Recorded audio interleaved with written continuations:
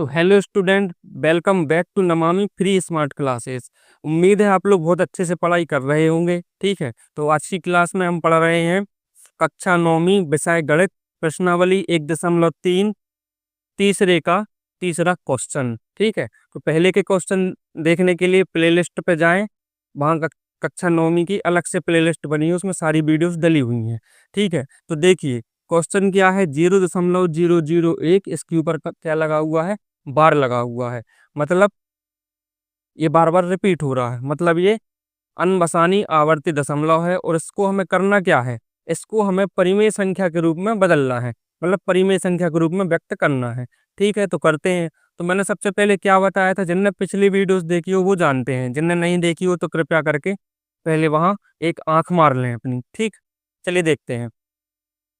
तो सबसे पहले क्या करना है, इसको एक्स वाई जेड जो मन में आए मान लो। ठीक है, लेकिन परंपरा एक्स की है तो हम भी एक्स मानते हैं।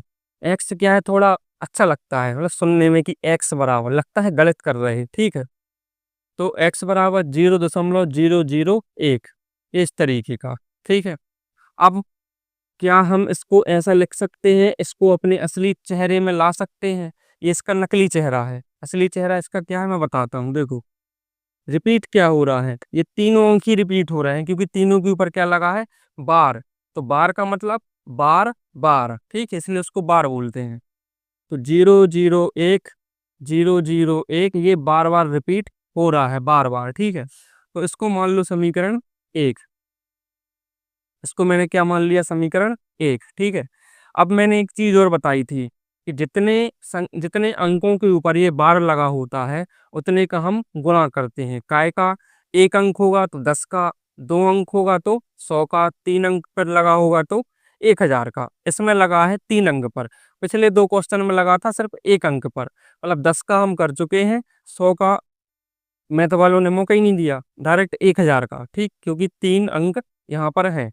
तो हम क्या करेंगे, समीकरण 1 में और सॉल्व ऐसे ही करना है। मैं मतलब जैसे कॉपी में लिखते ना अपन, तो ऐसे ही लिखना है, इसी तरीके से लिखना है। जो भी करो लिख दिया करो, समीकरण बनाया लिख दिया, गुणा कर रहे लिख दो। ठीक है, इससे क्या होता है, पेपर जब आप एग्जाम में लिखते हैं तो टीचर पे एक अच्छा इंप्रेशन पड़ता है। ठीक है, तो राइटिंग भी एक फैक्टर है, लेकिन लिखने का तरीका उससे ज़्यादा फैक्टर बनाता है अच्छे नंबर लाने के लिए, टीचर को इम्प्रेस करने के लिए।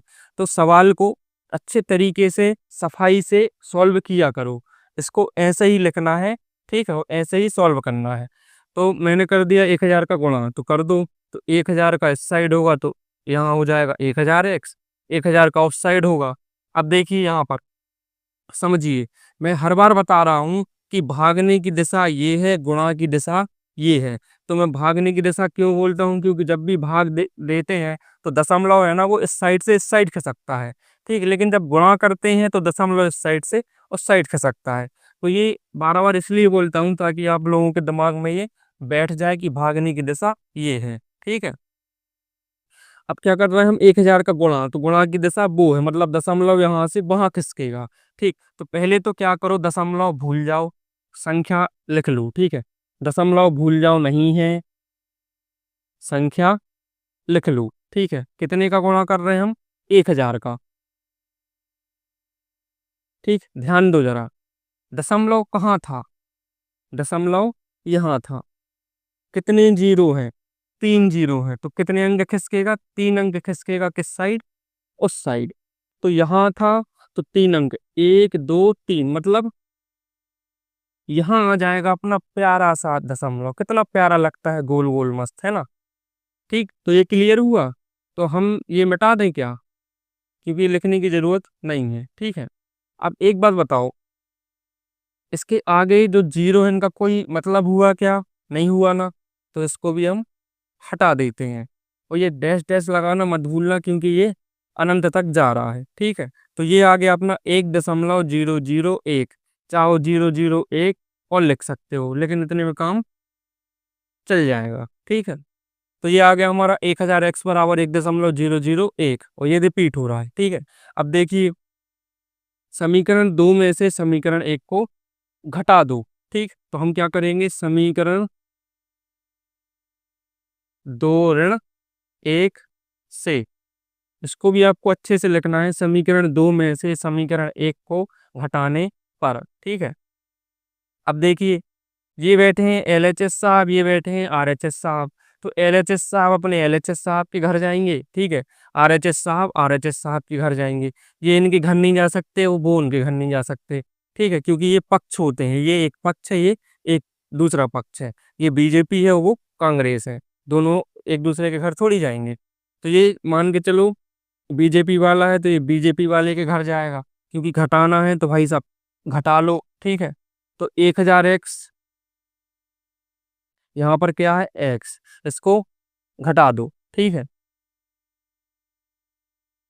बराबर ये वाला क्या लिखा है 1.001, डैश लगाना मत भूलना। ठीक है, यहाँ पर क्या है, अब देखो दशमलव हो तो एक चीज याद रखना, जोड़ते घटाते टाइम संख्या इधर उधर हो चल जाए, दशमलव उसके नीचे रहना चाहिए। ठीक, तो दशमलव के नीचे प्यारा सा एक दशमलव लगा दो। यहाँ पर क्या है जीरो, तो यहाँ जीरो, यहाँ पर क्या है 001, और भी लिखा 001, लेकिन मैं नहीं लिख रहा हूँ क्योंकि यहाँ लिखूंगा तो फिर यहाँ लिखना पड़ेगा। ठीक है, इनको भी घटा दो। तो 1000x में से एक x गया, ठीक, तो कितना बचेगा 999x। जिनको ये समझ में नहीं आया प्ले लिस्ट में जाओ, बेसिक मैथ की क्लास देखो, एक्स वाई जेड वाले सवाल देखो, और चीजें भी देख सकते हो, बहुत ही क्लियर तरीके से समझ में आ जाएगा। ठीक है, इसमें से घटाओ, एक में से एक गया जीरो, जीरो में से जीरो गया जीरो, जीरो में से जीरो गया जीरो, दशमलव, तो दशमलव, एक में से जीरो गया एक। ठीक, तो हमारे पास क्या बचा 999x बराबर एक। ठीक, अब एक कैसे, दशमलव के बाद जीरो का कोई मतलब नहीं होता है। ठीक है, तो दशमलव के बाद जीरो हो तो हटा दिया करो। ठीक, अब लेकिन ऐसा नहीं करना कि दशमलव के बाद जीरो हो यहाँ एक हो, तो अरे सर ने तो बोला था दशमलव के बाद जीरो का कोई मतलब नहीं होता, ऐसे नहीं हटा देना, इसका कुछ नहीं होगा, वो वैसे ही लिखा रहेगा। ठीक है, तो समझा करो थोड़ा, मतलब सिर्फ जीरो हो तब हटाना है। ठीक, अब यहाँ कोई संख्या होती, मान के चलो यहाँ एक होता, तब ऐसा नहीं कि भाई ये पूरे ही हटा दो, तो एक यहाँ होता तो 1.1 लिखते, ये लास्ट की जीरो हटाना है। अब ऐसा ही कि दशमलव के बाद जीरो हटाना है, मतलब अब वो कहीं भी हो सकते, यहाँ पर हो सकता है 3-4 संख्याएं लिखी हूँ फिर जीरो हो, तो जीरो हटाना है जो लास्ट में हो, मतलब सबसे पीछे हो उनको हटाना है।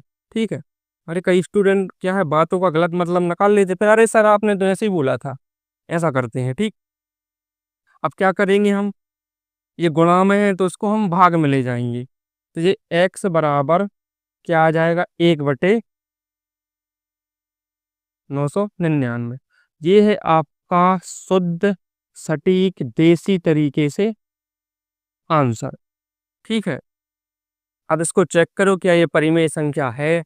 तो भाई साहब परिमेय संख्या क्या होती है, पूर्णांक है दोनों, पी और क्यू। ठीक है, अंश और हर पूर्णांक है, हर जीरो नहीं होना चाहिए, मतलब क्यू बराबर नहीं जीरो, तो भाई जीरो भी नहीं है, तो इसका मतलब ये हमारा आंसर सही है।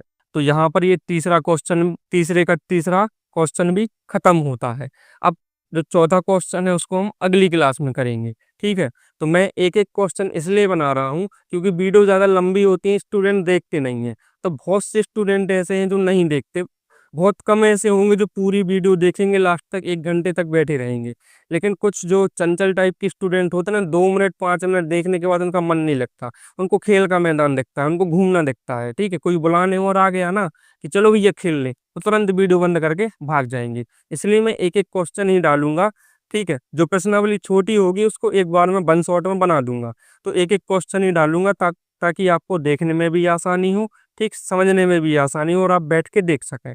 ठीक है, तो उम्मीद करता हूँ आज की क्लास आपको बहुत ज़्यादा पसंद आई होगी। पसंद आई हो तो इसको लाइक करें, चैनल को सब्सक्राइब करें, और अपने दोस्तों के साथ शेयर जरूर करें। तो मिलते हैं अगली क्लास में, तब तक के लिए बाय।